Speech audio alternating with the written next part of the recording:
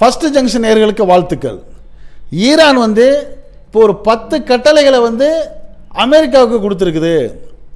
இந்த 10 கட்டளையை மீறினா உனக்கு அரசியல் அதிகாரம் இல்லை, நீ வாழ்கிறதுக்கே வழி இல்லைங்கிற மாதிரி ஒரு பெரிய மிரட்டலையும் த்ரெட்டனிங்கையும் கொடுத்துருக்குது. இப்போ இஸ்ரேல் அமெரிக்கா 2 பேரும் சேர்ந்து ஈரானோட போர் நடத்துறது, போரில் நடந்த சம்பவங்கள் எல்லாமே நமக்கு தெரியும். அதை திருப்பி நம்ம பேசணுங்கிற அவசியம் இல்லை. இப்போ நம்ம பேச போகிறது என்னென்னா, அந்த சொல்லியிருக்கிற அந்த 10 கட்டளைகளுமே வந்து கட்டளை ஆர்டராக தான் சொல்லியிருக்கு.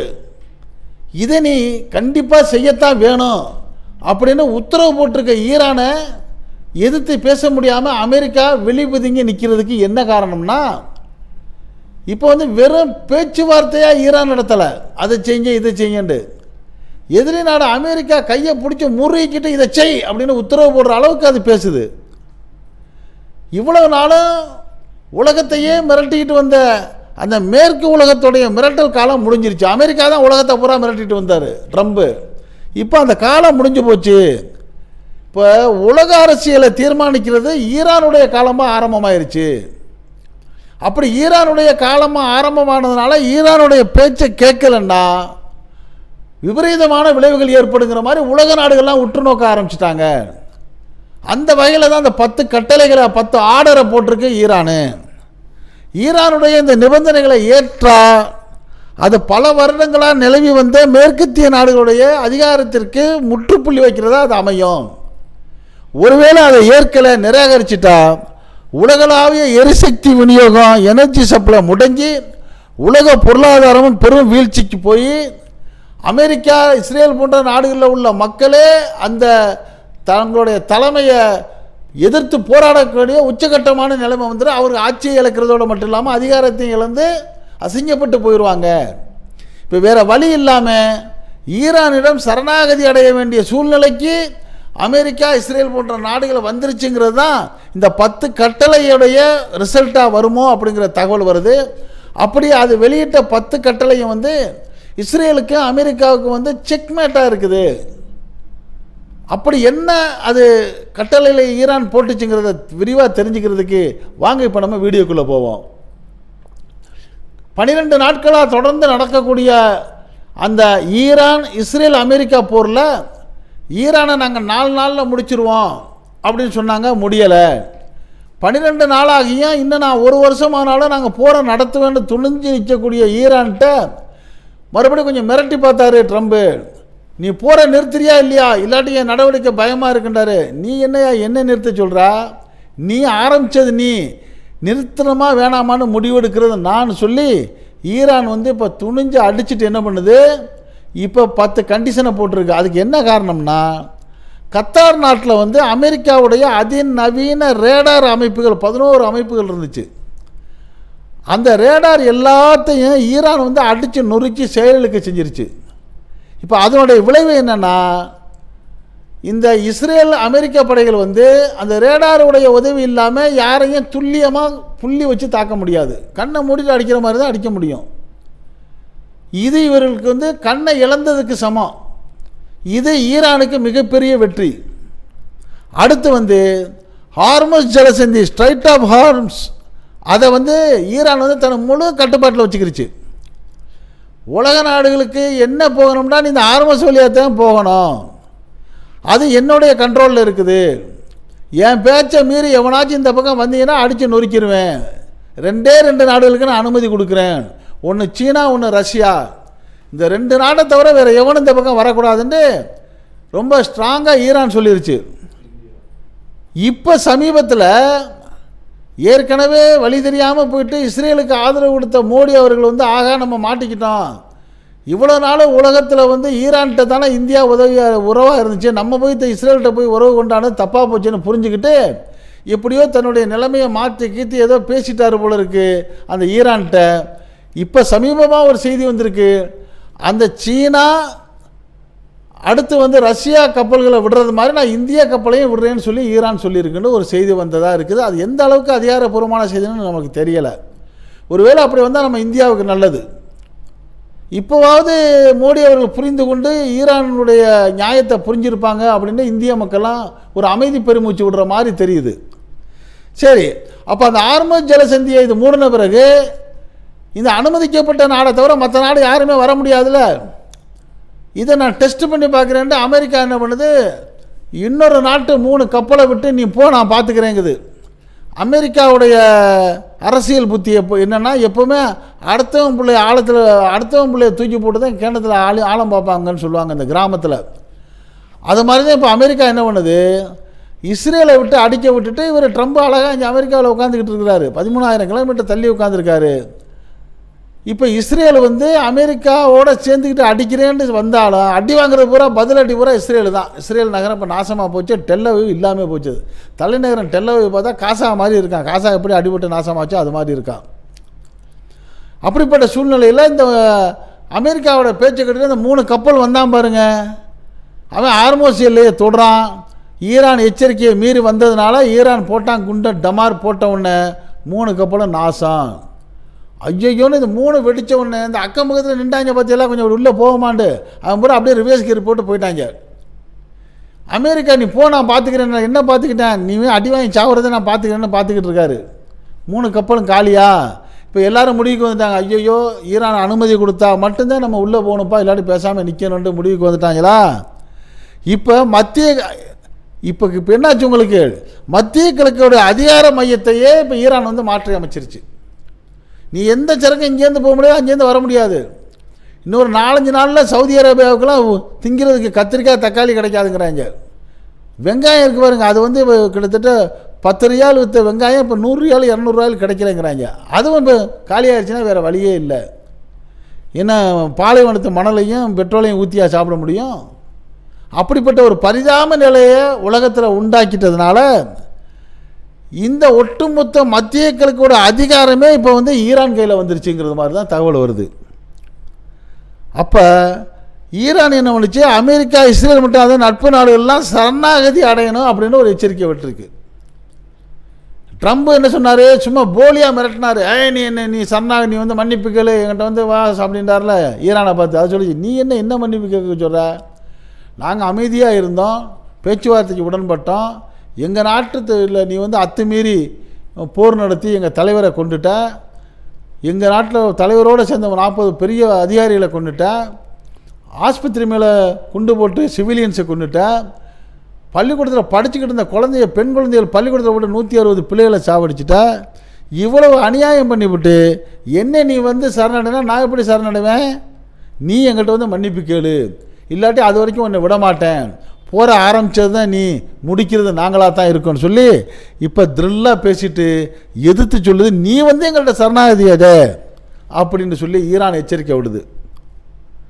இப்படி எச்சரிக்கை விடுறப்ப இது என்ன நடக்கும், ஒருவேளை உலக அரசியலில் வரைபடத்தையே மாற்றிவிடக்கூடிய சூழ்நிலையை இப்போ ஈரான் உருவாக்கிருச்சு, தெரியாதனமாக மாட்டிக்கிருச்சு இப்போ அமெரிக்கா அப்படிங்கிறதான் உலகத்தில் பலருடைய கருத்தாக இருக்குது.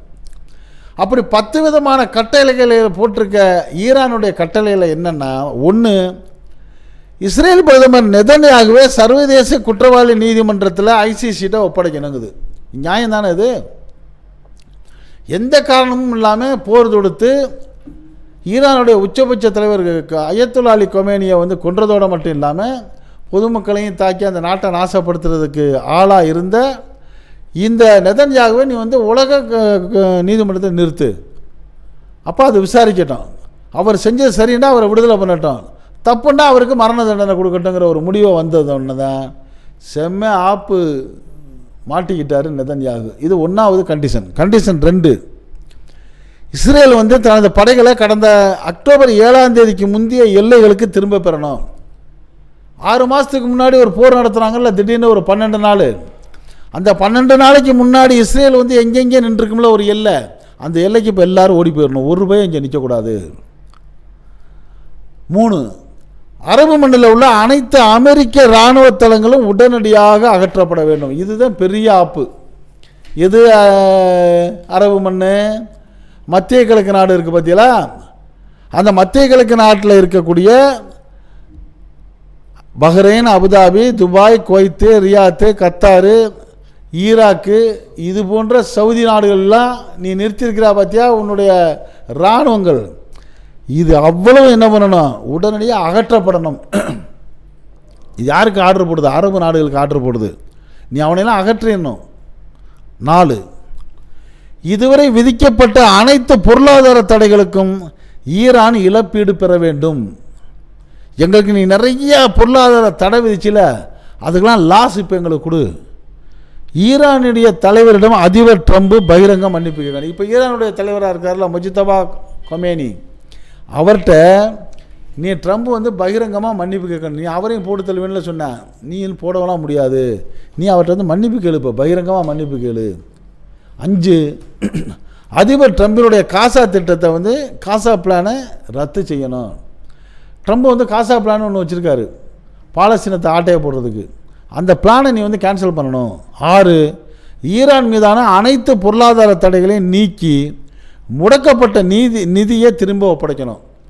ஈரான் மேலே ரொம்ப இடங்களில் வந்து பொருளாதார தடைகள், அது வங்கிகளில் பணம் கட்டியிருக்கோம், டெபாசிட் பண்ணியிருக்கோம், கொடுக்க வேண்டியதை வாங்க வேண்டியது அப்படியே பிளாக் பண்ணி வச்சிருச்சு இந்த அமெரிக்கா. இப்போ அதை பூரா நீ என்ன பண்ணணும்? நீக்கிடணும். நீக்கிட்டு அந்த நிதி பூரா எங்கள்கிட்ட திருப்பி வரணும். 7, ஈரானின் அணுசக்தி உரிமைகளை அங்கீகரிக்கணும். இதுதான் சரியான ஆப்பு. உலகத்தில் அணுசக்தி நாடாக தன்னை அங்கீகரிக்கணும்னு கேட்டுக்கிட்டு இருந்தது இது வரைக்கும் வடகொரியா மட்டும்தான் கேட்டுக்கிட்டு இருந்துச்சு. இந்த கிம் ஜாங் உன் சொன்னார், எங்கிட்ட வந்து நான் வந்து அணுசக்தி நாடு தான், என்னை வந்து அணுசக்தி நாடாக நீ அங்கீகரிக்கையா? நான் அணுசக்தி தான் வச்சுருப்பேன், அணு ஆயுதங்கள் வச்சுருப்பேன், நீ என்ன வேணாங்கிறது அப்படின்னு அவர் இன்னொரு படி மேலே போய் சொன்னார் மற்ற நாடுகளுக்கு. உங்கள்கிட்ட அணு ஆயுதம் இருக்கான்னு கேட்டால் நீ ஏன் இல்லைன்னு சொல்கிற? நீ இல்லைன்னு சொன்னால் இருக்கான்னு நான் பார்க்க வரேன்னு உள்ளே வந்து நோண்ட வருவான்ல, வச்சிருக்கேன்டா வந்து பாரா போட்டு தரேன்னு சொல்லி ஒரு போய் கிட்டக்க வர மாட்டேன்டாரு. இது சரியான ஒரு தீர்வு. இப்போ அந்த துணிச்சல் வந்து ஈரானுக்கு வந்திருக்குது. ஈரான் சொல்லுது, ஈரானுடைய அணுசக்தி உரிமைகளை அங்கீகரிக்கணும், நான் வச்சுக்கிறதுக்கு நீ அங்கீகரிக்கணும்னாங்குது. பேச்சுவார்த்தையில் நான் வேணாம் எல்லாத்தையும் விட்டு கொடுக்குறேன்னு அப்போயே போயிருக்கலாம்ல. அப்போ நீ எதிர்த்து அடித்ததுனால இப்போ நான் அணுசக்தி நாடாக என்னை அங்கீகரிக்கணுங்கிற முடிவுக்கு வந்துருச்சு. 8, லெபனான், சிரியா மற்றும் ஏமன் நாடுகளில் வெளிநாட்டு படையை வெளியேறணும். இதுவரைக்கும் மத்திய கிழக்கு நாட்டில் உள்ள அரபு நாடுகளுக்கு ஏவம் கேட்ட ஈரான் இப்போ என்ன பண்ணுது? ஒருபடி தாண்டி லெபனான், சிரியா, ஏமன் நாடுல இருந்தால் வெளிநாட்டு படையெல்லாம் வெளியே போகணும், உலக அரசியல் பேச வந்துருச்சு. 9, அதிபர் ட்ரம்ப் வந்து இறந்து போனால் அயத்துல்லா கொமேனிட்ட பகிரங்கமாக மன்னிப்பு கேட்கணும்.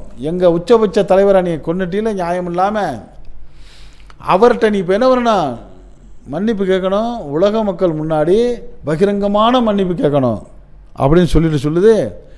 நாங்கள் இதெல்லாம் செஞ்சுருக்கோம், இதெல்லாம் உன்னை செய்ய வச்சுருவோம், நாங்கள் செய்கிறதில்ல, இதெல்லாம் கடவுள் செய்வாருன்னு ஆண்டவன் மேலே நம்பிக்கை வச்சு சொல்லுது.